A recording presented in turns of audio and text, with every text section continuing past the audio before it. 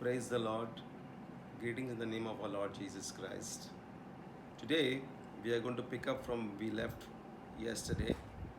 We are in the Acts chapter 18, and yesterday we saw how the man from Macedonia was pleading to Paul to come and help them in a vision.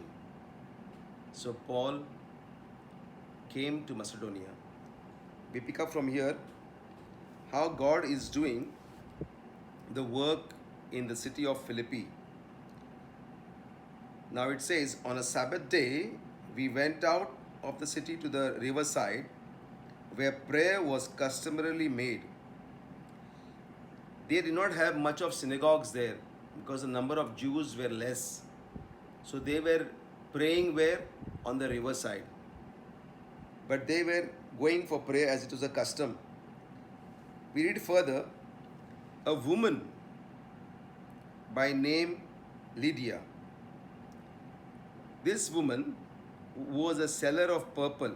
Now in those times, purple was like valued luxury products, and this woman was selling those products. The dyes used for making purple were expensive and highly regarded. So we are talking about this woman, how she has been led to the Lord. Now when she was sitting there and the prayers were made and Paul is about to preach, the word of God says, the Lord opened her heart to heed the things spoken by Paul. Unless the Lord opens your heart, you cannot see the work of God. In the Gospels, we read in John 6, verse 44, Jesus said, no one can come to me unless the Father who sent me draws him.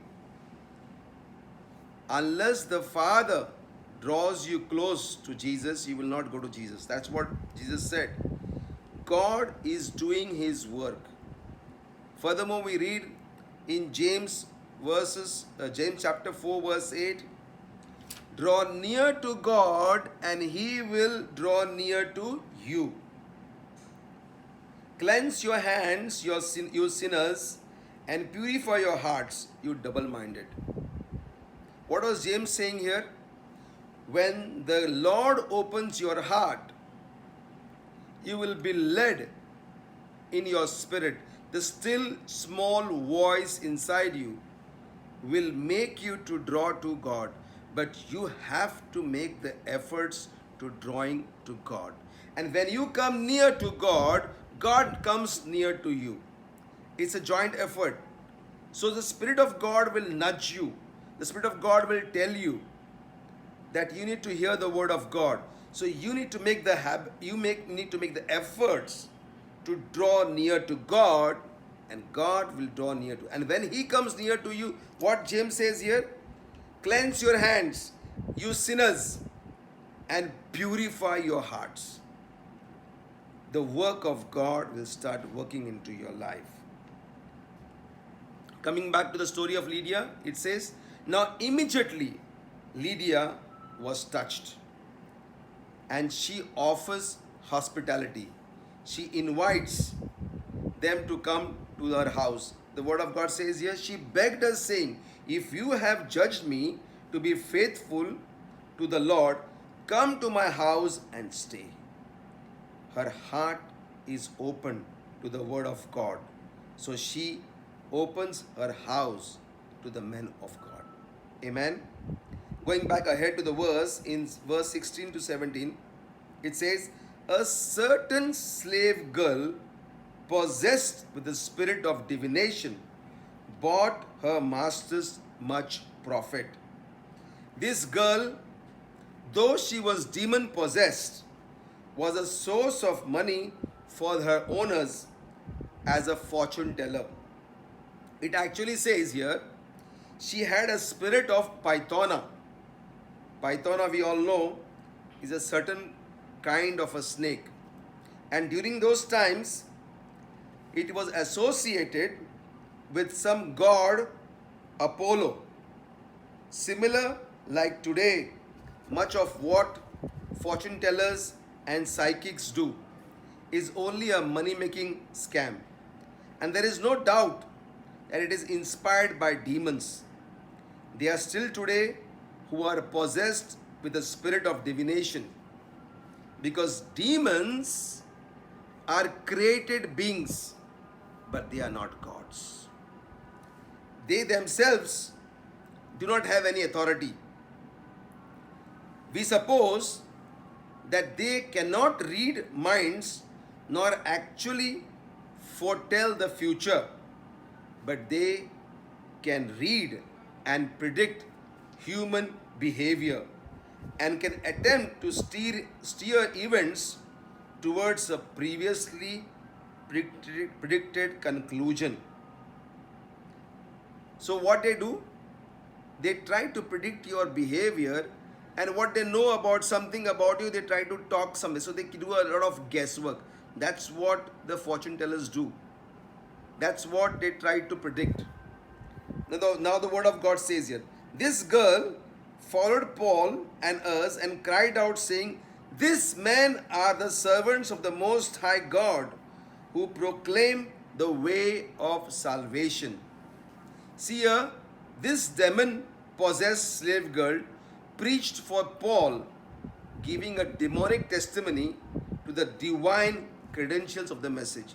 Today, do we need a demonic authentication for the word of God? No.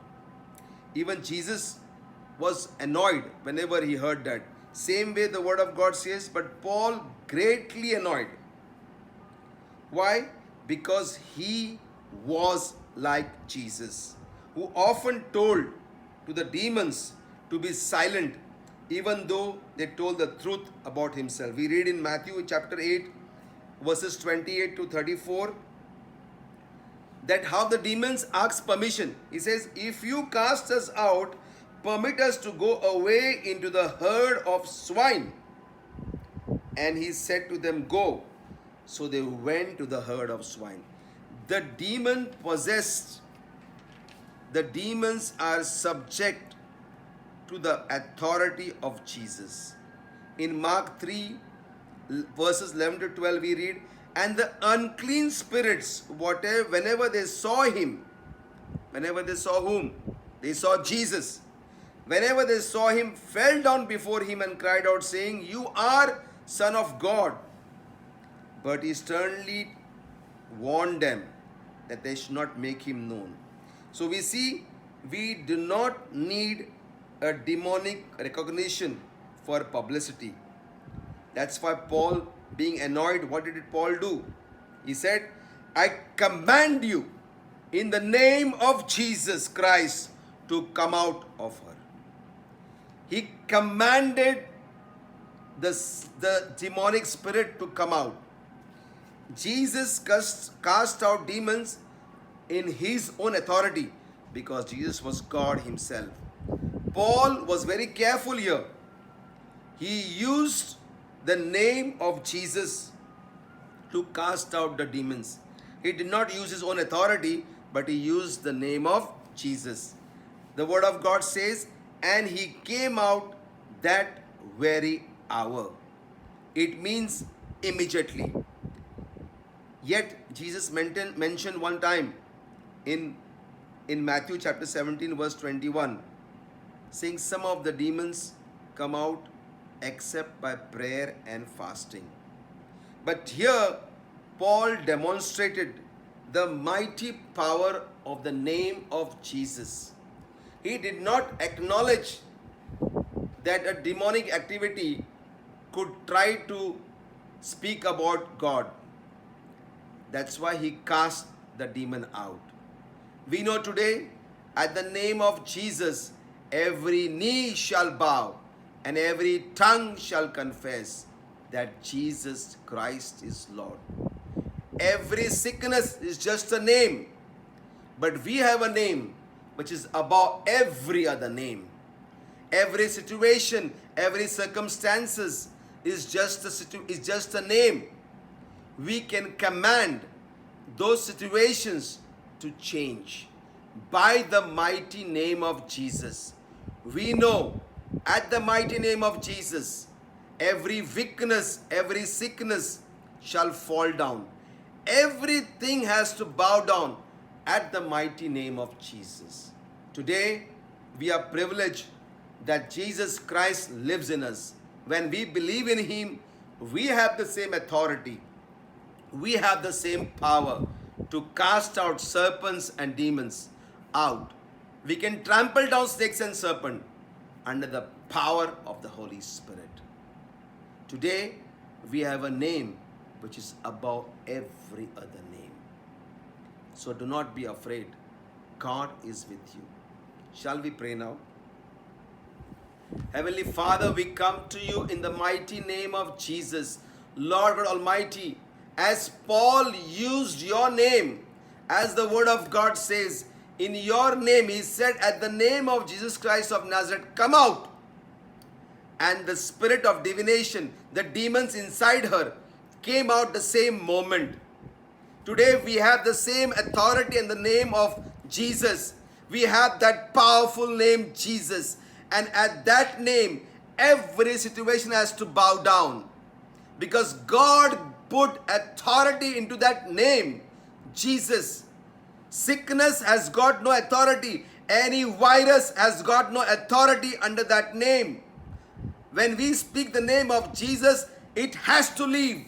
Every demonic possession, every demons which are there, it has to leave at the powerful name of Jesus. Today, we can command in this world today that whatever we are going through, any challenges we are facing through, maybe a financial block, maybe a job loss, whatever its situation may be, maybe your near and dear ones who are suffering with sickness, maybe they are facing the coronavirus issue.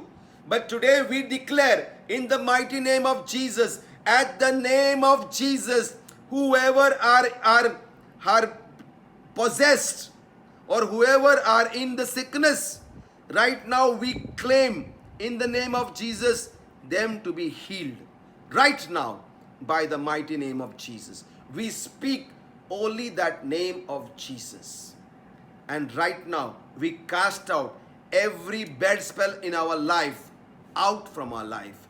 And we receive you, Jesus. We receive your power. We receive your authority.